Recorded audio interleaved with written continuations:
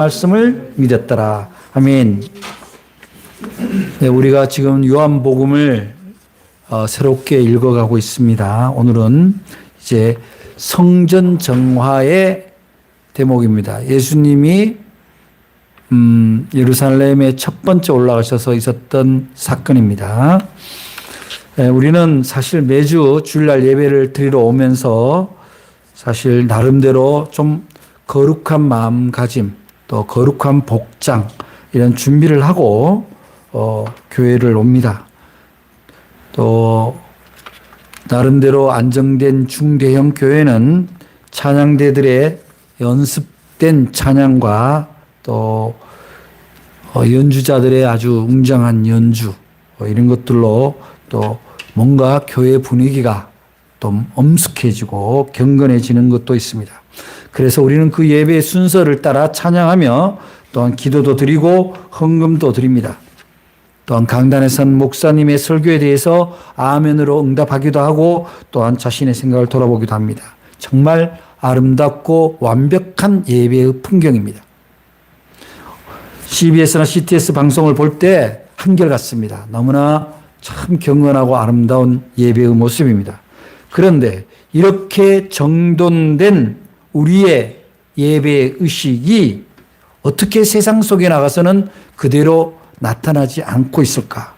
이런 생각을 하면 우리는 이 예배의 의미가 도대체 어디에 머물러 있는가 생각을 하게 되는 거죠. 우리는 어쩌면 이 경건한 예배를 드리고 나서 교회의 문을 나서며 세상으로 나갈 때 이 세상의 어떠한 유혹과 어떠한 불의에도 타협하지 않겠다라고 그런 결심을 하기보다는 이제 우리가 공중 예배를 통해서 하나님 앞에 예배를 드렸으니 이제 주어지는 한 주간도 하나님이 나를 반드시 지키시고 내게 복을 주시리라는 기대로 세상을 나갑니다. 그리고 열심히 살아갑니다. 열심히 살아갈 때 얼마나 열심히 살아가냐? 어쩌면 교회를 다니지 않는 사람보다 훨씬 더 세상과 타협하고 치열하게 계산하면서 살아가는 것이 오늘의 우리들의 숨겨진 모습은 아닌가.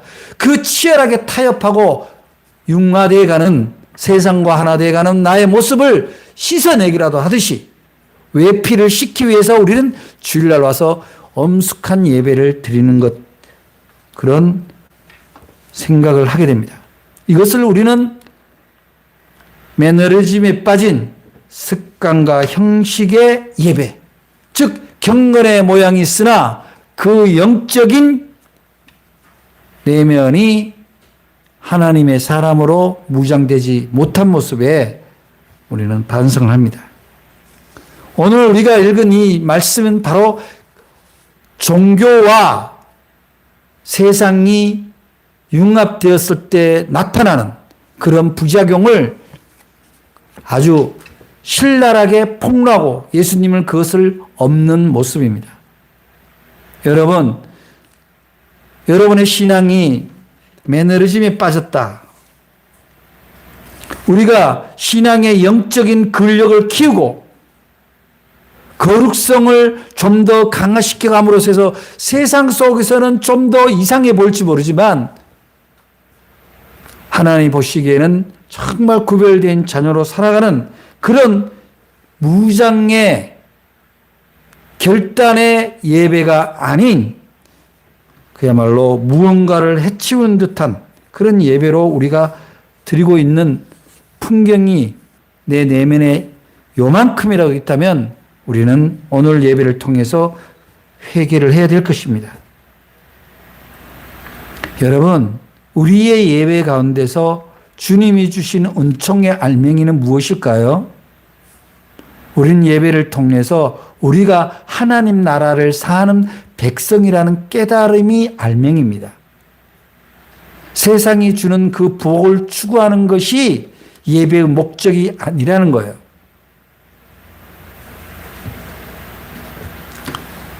오늘 여러분 우리 말씀을 통해서 우리 삶에 이 거의 건물이 난 성전에 국한된 예배가 아니라 우리의 삶에 우리의 육신의 성전화, 그리고 그것을 정화시키는 예수 그리스도의 채찍을 받아들이는 그런 시간이 되기를 여러분 앞에 주님의 이름으로 부탁을 드립니다. 예수님 당시나 지금이나요, 이 유대교는 자신들의 민족 종교에 대한 엄청난 자부심이 있어요. 엄청난 자부심이 있는데 특히 이때 예수님이 유월절 명절 때문에 예루살렘을 1차 올라가셨던 얘기거든요. 예수님 공생애 3년 동안 세 번째 올라갈 때 예수님 십자가를 지잖아요. 그때 유월절이에요. 그런데 자신들이 유월절 예배라는 건 뭐냐면은 노예살이에서 자유인이 되었다. 가나안 땅에서 하나님 안에서 자유인이 되었다라는 것을 기념하는 그런 절기잖아요. 그래서 하나님께 감사 예배를 드리고 자신들의 정체성을 다시 새기는 그런 때이기 때문에 온 유대인이 예루살렘에 모입니다.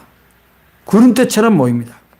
그런데 언젠가부터는 그런 하나님께 감사하고 자신들을 돌아보는 그야말로 무교병을 먹고 가난했고 무지했던 노예살이에서 강야의 그 거칠은 삶을, 조상들의 삶을 다시 기억하고 우리들의 삶을 하나님 앞에 온전하게 정비하는 그런 제사가 아니라 형식이 지배하는 제사가 되었습니다. 이른바 제도화된 종교가 어떤 폐해를 가지고 오는가, 이것을 오늘 장면에서 볼 수 있습니다. 여러분들은 오늘 이 장면에서 오늘의 우리의 교회와 우리의 신앙의 자세를 반드시 돌아볼 수 있기를 바랍니다. 자, 어떤 문제가 나타났나요? 예수님이 예루살렘의 어느 회당에 들어갔습니다. 그런데 회당 안에는 그 뒤뜰에 온갖 가축들이 있습니다. 이 가축은 뭡니까? 유월절 제사를 드리기 위해서 모인 그 백성들이 하나님 앞에 드릴 제물들입니다. 그런데 제사를 드리는 제물은 어떻게 돼요? 깨끗해야 돼요. 성별돼야 됩니다. 그러다 보니까 그 교회, 그 회당에 유대 지도자들과 그 성물을, 제물을 구별하는 그 일을 하는 사람과 그것을 바꿔주는 업자가, 이 3자가 일종의 커넥션을 이루고 모든 제물을, 가축을 다 검사를 하고 거의 다 놓습니다. 얘는 눈곱이 끼었다. 얘는 다리에 상처가 있다. 얘는 눈이 이상하다. 얘는 침을 흘린다. 그러면 바꿔야 돼요. 바꿀 때 어떻게 바꾸냐? 양을 갖고 온 사람은 새끼 염소로 바뀌는 게 있는 거고, 새끼 염소를 갖고 온 사람들은 비둘기로 바뀝니다.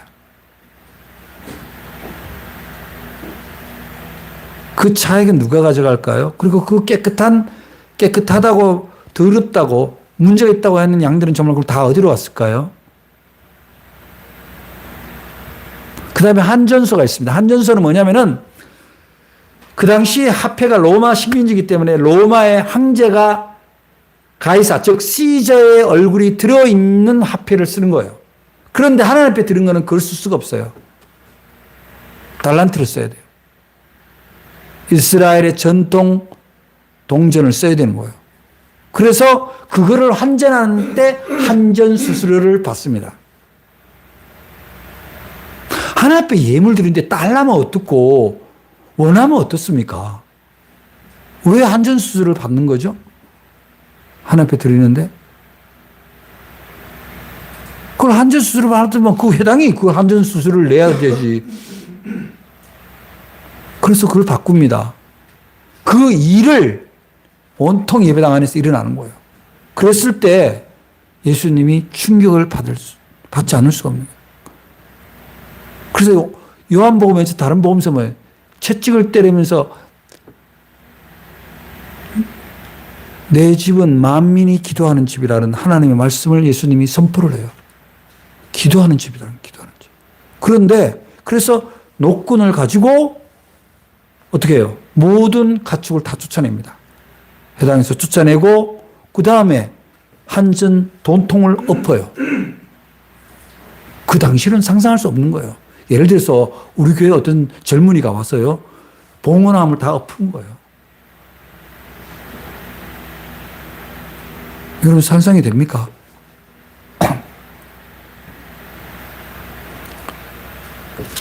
우리는 제가 가끔씩 이런 생각합니다. 제가 뭐 특정 지역의 사람들을 폄훼하는 내용은 아닙니다. 우리나라에서 부자 교회와 말하자면 극히 보수화된 교회들의 특징이 뭐냐면은 다 부자 동네입니다. 희한합니다. 그들은 부자 동네는 신앙이 좋습니다. 적어도 제도적 교회의 입장에서 보면. 왜냐하면 부자 동네는 11조를 가난한 동네보다 많이 낼 수밖에 없죠.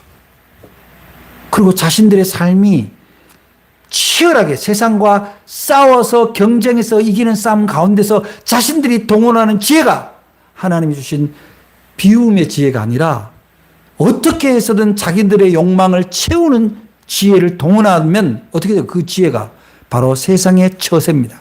계산법이죠. 그러니까 자신들에게 남아있는 일말의 신앙의 양심이 예배를 통해서 하나님 앞에 드리는 헌물을 통해서 얼마만큼 보상받으려는 그런 욕구가 뭐 그렇게 얘기하면 그렇게 불편하겠죠. 어떻게 저는 심리적으로 그런 것이 어느 정도 작용이 있다고 봅니다. 순식간에 교회는 부흥합니다. 예수님이 오시면 비슷한 일이 또 벌어질 거예요. 그러한 교회가 성장하는 그러한 논리 속에서 교회 지도자는 그 성장의 유혹의 열매를 감히 포기하기가 쉽지 않습니다. 세상의 직분, 교회의 헌신의 정도에 따라서 담임 목사는 간신과 기도의 횟수가 달라집니다. 기도하는 것보다는 100번 낫죠. 그러나 하나님이 그 기도에 대해서 분명히 판단하실 거예요. 그래서 예수님이 16절에 뭐라고 그래요? 비둘기 파는 사람들에게 이르시되 이것을 여기서 가져가라. 내 아버지 집으로 장사하는 집을 만들지 말라. 여러분 요새 교회에서 장사하는 사람이 누가 있습니까? 이렇게 질문하지만요. 비즈니스를 하는 사람들 깊이 들여다보면은 교인이 많은 곳과 교인이 적은 곳을 생각 안 할 수가 없어요. 방판을 하는 분들. 여러분, 왜 우리 교회처럼 작은 교회 사람들이 왜 안 올까요? 불편한 거예요. 그리고 일상의 유익을 별로 찾을 수가 없습니다. 그리고 목사님의 설교는 불편합니다. 여러분, 우리 학교 다닐 때 열심히 가르치는 선생님의 강의가 감사하게 받아들이는 사람은 어떤 사람이에요? 그 강의가 자기한테 필요하다고 믿는 사람이에요. 근데 불편하고 귀찮은 사람은요, 너무 많은 레포트를 내거나 너무 많은 거를 요구하면 싫어합니다. 그러나 교사는 교사의 책무가 있는 거죠. 목사는 목사의 책무가 있는 거죠. 그래서 오늘 예수님이 이렇게 하시는 것이 오늘 구약에 있는 말씀을 이루게 했다. 표적을 이루겠다. 그런 말씀이 나오잖아요. 그게 뭐냐면은 바로 시편 말씀 69편 9절 말씀이에요. 주의 죄를 위하는 열성이 나를 삼키고 주를 비방하는 비방이 내게 미쳤나이다. 오히려 그 열성이 하나님을, 예수님을 집어삼키는 일이다.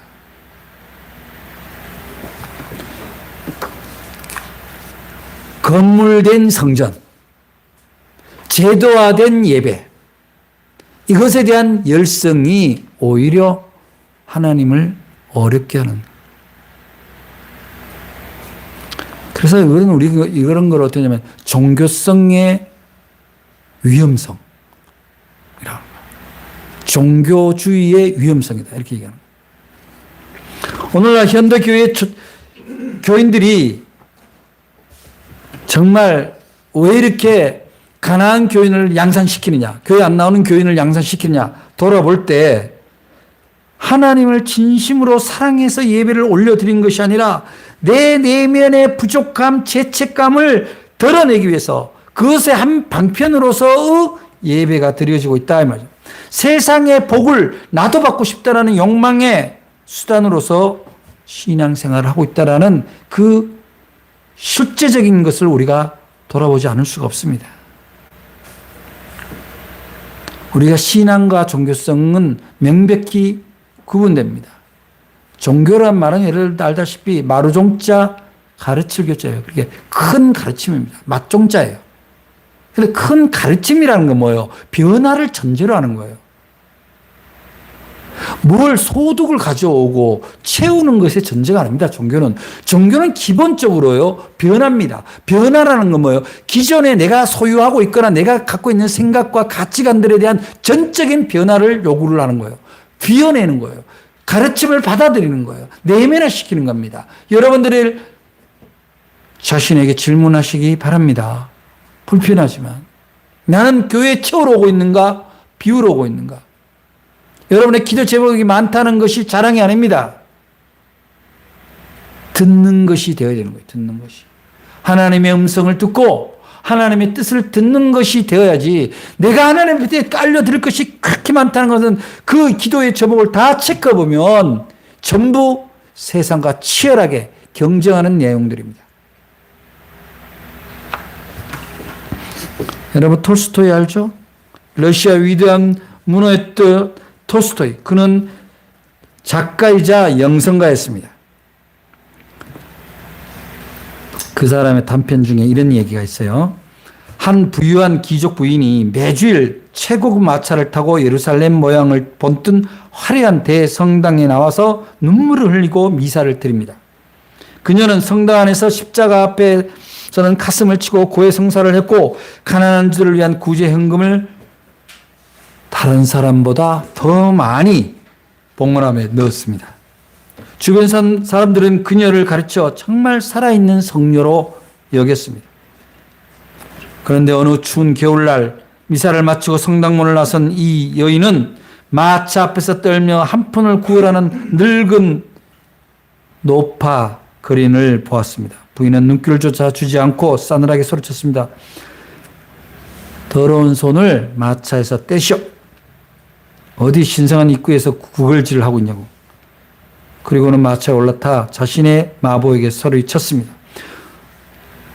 이렇게 추운데 이렇게 늦게 오면 어떡해? 빨리 집에 가자. 토스토는 이 부인의 모습을 통해서 무서운 영적 진실을 폭로하고 있습니다. 그녀가 성당 안에서 흘린 눈물과 종교적 행위는 하나님을 향한 참된 경외가 아니라 자신의 교만과 사치스러운 감상을 만족시키기 위한 종교적 마취제에 불과했다는 사실입니다. 성당 안에서의 거룩함이 성당 밖으로 삶으로 흘러가고 이어지지 않는다면 그 종교적 의식은 도리어 죄를 가리는 완벽한 위장막이 됩니다. 오늘 우리에게 이런 모습이 있는지 돌아볼 수 있기를 바랍니다. 교회 안에 주여 주여 부르짖으며 은혜를 논하지만 가정과 일터로 돌아가서는 내 유익을 위해서 거짓을 말하고 타인의 아픔을 의도적으로 외면하며 그렇게 이중적인 삶을 살고 있지는 않습니까?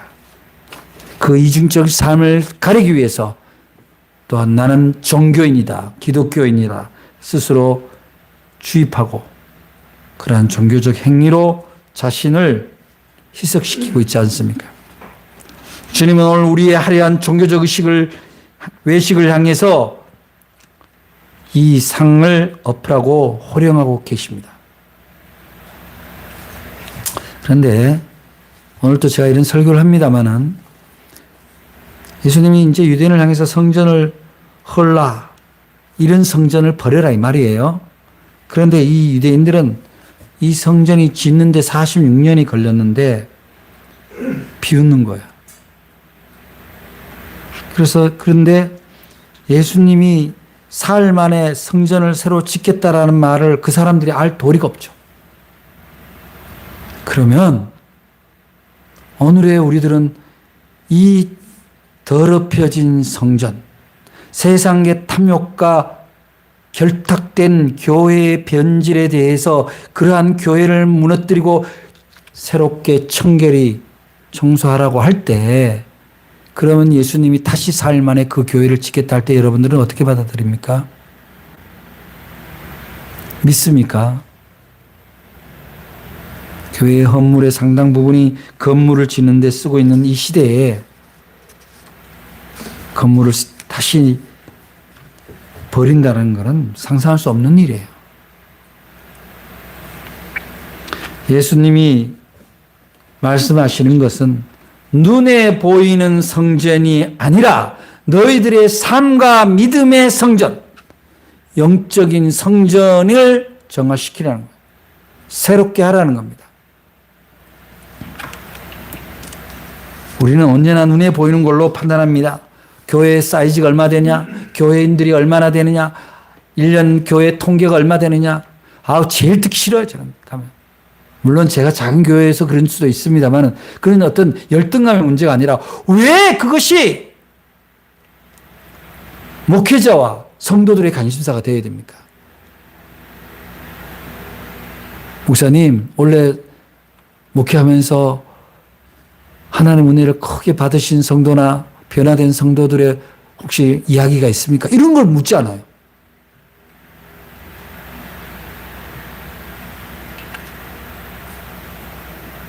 여러분, 목사님 교회는 혹시 이웃들과 함께하는 사역이 뭐가 있습니까? 묻지 않습니다.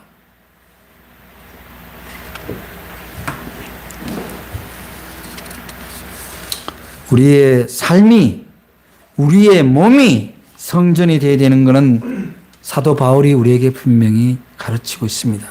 고린도전서 3장 16절 뭐라고 그래요? 너희는 너희가 하나님의 성전인 것과 하나님의 성령이 너희 안에 계시는 것을 알지 못하느냐. 우리의 종교적 행위가 교회에 국한되어 있다면 우리는 어쩌면은 외식에 국한된 신앙일 수도 있습니다. 이 말씀이 주는 적용점은 명확합니다.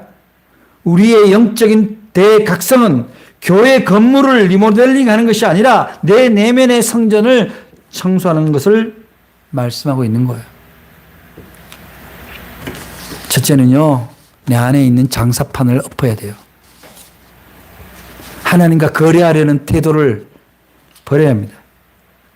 내가 이만큼 교회에 충성하면, 내가 이만큼 교회에 헌금하면 하나님이 거기에 복을 더해 주실 거라는, 더 달라라는 그런 속성을 가지고 봉헌하고 봉사하는 것에 대한 경고입니다. 내가 주일 성수했으니 내 자녀의 앞길을 열어주셔야 된다라는 그런 하나님 앞에 조건의 거래입니다. 여러분, 하나님과 우리의 계약은요, 전적으로 하나님 뜻에 순종하는 계약이지 내가 필요한 걸 하나님이 반드시 줘야 된다는 계약이 아니에요. 하나님은 우리한테 필요한 걸 주시지만 내가 원하는 걸 주는 거는 다른 문제예요. 여러분, 하나님과 거래하는 비즈니스로 신앙생활 하지 마십시다. 우리 안에 있는 티끌만한 탐욕이라도 있다면 오늘 예배를 통해서 덜어놓으시기를 바랍니다. 그리고 우리의 예배의 영역이 교회 건물 안에서 드리는 예배에서 그쳐서는 안 돼요. 우리의 삶의 전체, 전 영역이 우리의 예배가 되어야 되는 거예요. 예배라는 건 뭡니까? 하나님을 높이는 겁니다. 말씀을 따라고 하나님을 따라하겠다는 결단을 드리는 기도입니다. 여러분의 삶 가운데서 그러한 예배를 얼마나 드리는지 돌아보시기 바랍니다. 우리의 삶에서, 우리의 삶 전반에서 하나님을 높이는 예배와 하나님을 기뻐하는 삶의 모습으로서 하나님을 높이지 않고 있다면 우리의 예배당 예배는 어쩌면 껍질에 불과할 수 있거나 반토막일 수 있습니다. 그래서 우리가 참 우리 안에 있는 것을 종교적 형식, 의식으로부터 우리 자신을 돌아봐야 돼요. 형식 필요합니다. 의식 필요합니다. 하나의 그릇 같아요. 그런데 그릇은 되었는데 그 안에 내용이 비어 있다면 우리의 예배는 허공을 향해 부르짖는 것과 같다.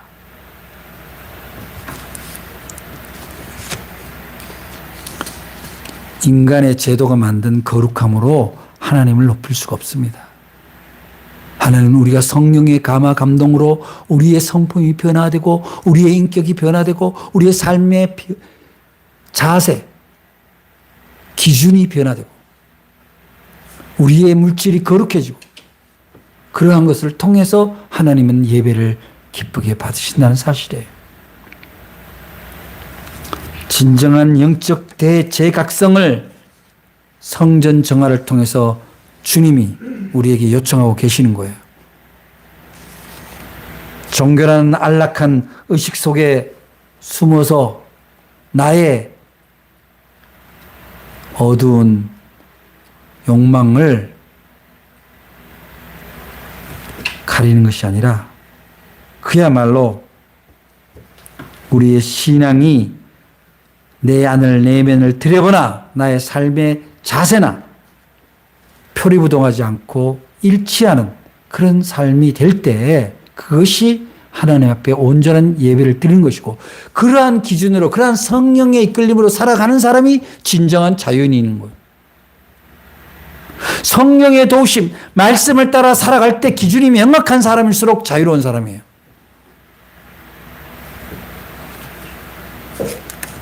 갈라디아서 2장 20절에 사도 바울은 우리에게 이렇게 고백하기를 원하고 있는 것 같아요. 내가 그리스도와 함께 십자가에 못 박혔나니 그런즉 이제는 내가 사는 것이 아니요 오직 내 안에 그리스도께서 사시는 것이라. 이제 내가 육체 가운데 사는 것은 나를 사랑하사 나를 위하여 자기 자신을 버리신 하나님의 아들을 믿는 믿음 안에서 사는 것이다.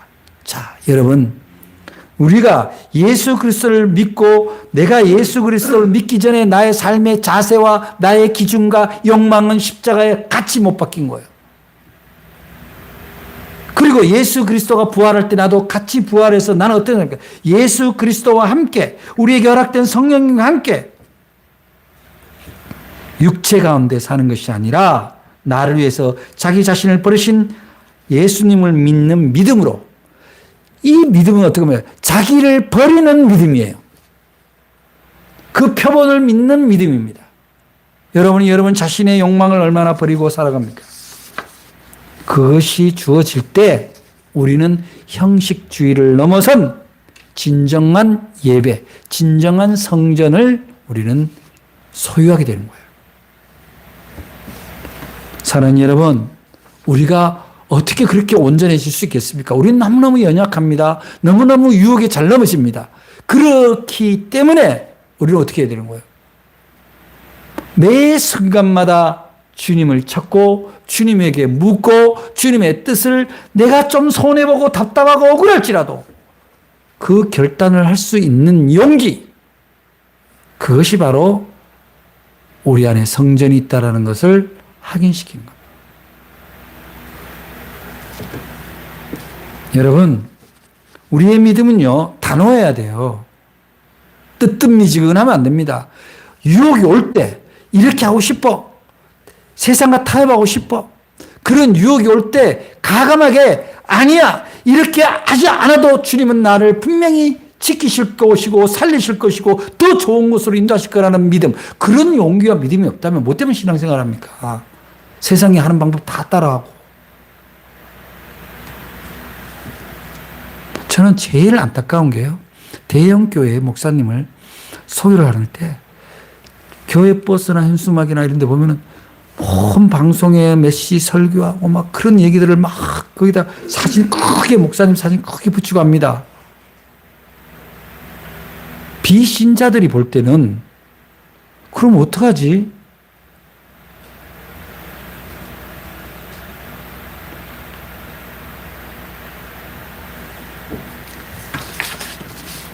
여러분, 오늘 우리 주님의 이 성전 정화와 또 주님이 던지신 이 말씀은 우리에게 큰 도전이 됩니다. 껍데기만 화려하고 알맹이 없는 그야말로 세속적 장사판이 되어버린 위선의 성전을 나 자신부터 무너뜨려야 돼요. 남한테 손가락질 할 때 내 자신부터 돌아봐야 돼요. 내가 붙들고 있는 낡은 종교의 간습과 형식주의의 항아리를 주님의 채찍 앞에서 정직하게 부술 수 있기를 바랍니다. 이성과 형식을 무너뜨린 그 자리에서 사흘 만에 부활하여서 영적인 성전이 되시는 주님이 우리 안에 들어와 우리를 온전한 성전을 삼아 주실 겁니다. 세상의 조건과 스펙으로 가치를 매기는 장세권의 논리를 지워버리시기 바랍니다. 오직 보혈의 은혜로 충만한 하나님의 백성, 하나님의 자녀라는 정체성으로만 살아갈 수 있기를 바랍니다.